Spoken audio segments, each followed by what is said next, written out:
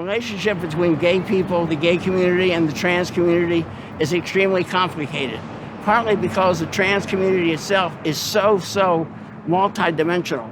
The New York Times says that 19% of trans people are heterosexual.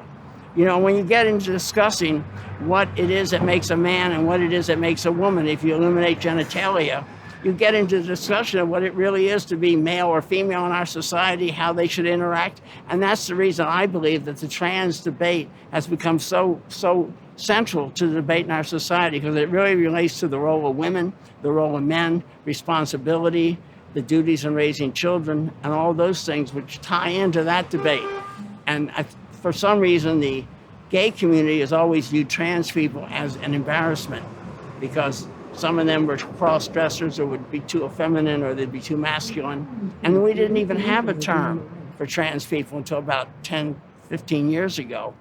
I mean, it wasn't known. You had the term transsexual created in the 80s. But when I was young, we only had terms like drag queen or screaming queen.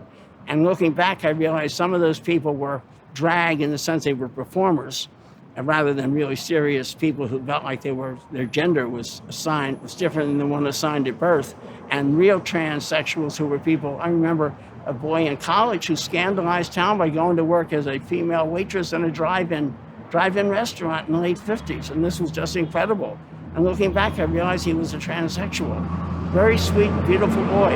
I hope that the communities will have a better understanding of themselves. And I think in that process, the whole society, because what you're really talking about in trans issues is the issues of relationships between individual human beings and how complicated they are, and how both parties should have the right to determine whether they're a housekeeper or whether they're a wage earner and things like that.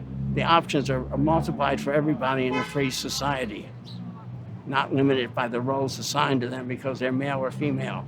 And that's the issue, I think, which really is spilling over into the public today. So my involvement with the park actually began in 1994 when I moved to the West Village. And I lived down the block, so I walked past it all the time. And being so close to the park and so close to Stonewall, the momentous occasions that happen that involve the gay community are ones that I hear literally from my bedroom. So when marriage equality was passed in New York State, I heard about it because of the cheering and all the noise that was happening outside of Stonewall before I read about it in the newspaper, even saw it on the news. That's how close and involved it is. My more direct involvement with the park really began in 2013. Because I lived in the neighborhood, I'd seen how the park had really fallen into disrepair. The Parks Department here doesn't really get enough funding to do high maintenance in all its parks. So the park had really, the irrigation system had fallen apart, and we really had nothing more than yews, ivies, and rats in the park. And it just looked really sad. So a number of folks in the community got together. We created the Christopher Park Alliance, and we got together and raised funds to put in new irrigation, all new plants, and really renovated the park. It was really a labor of love. All volunteers, the donations were coming in at 50 or 100 bucks at a time, and we raised like close to $35,000 to renovate the park. We're very proud of that.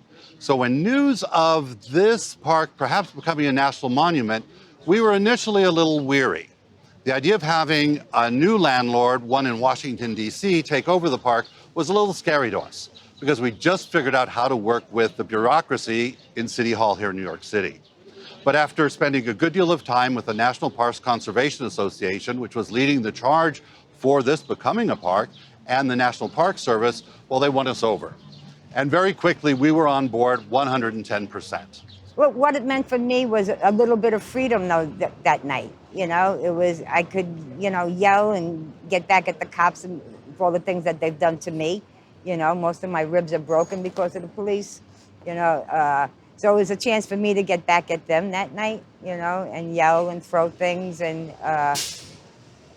for the community, I think we stood on our feet. We were proud, Pride started, I think, that night. We all stood up together.